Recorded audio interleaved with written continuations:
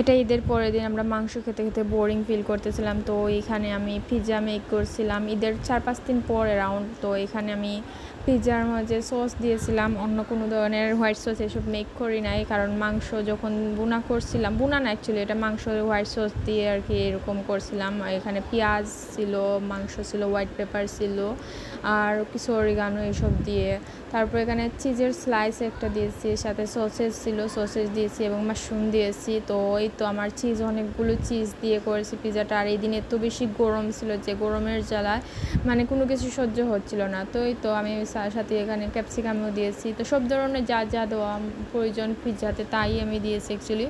আর পিৎজাটা খুবই বেশি soft and খুবই বেশি মজা ছিল, আসলে হোমমেড পিৎজার কোনো তুলনাই হয় না। তো এই তো আমার পিৎজাটা ওভেনে দিয়ে দিয়েছি, আর ওভেনটা খুব মেসি হয়েছিল কারণ এখানে ময়দা পড়ে গেছিলো, যার জন্য মেসি হয়ে গেছিলো। তারপর আমি ওভেনে রেখে আমি গোসল করতে গিয়েছিলাম, আর এসে দেখি যে পিৎজাটা মোটামুটি ঠান্ডা হয়ে গেছে আর কি। একদম গরম গরম খেতে চাইছিলাম না, বিকজ গরমের মধ্যে গরম গরম খেলে আরও বেশি অসহ্য লাগবে।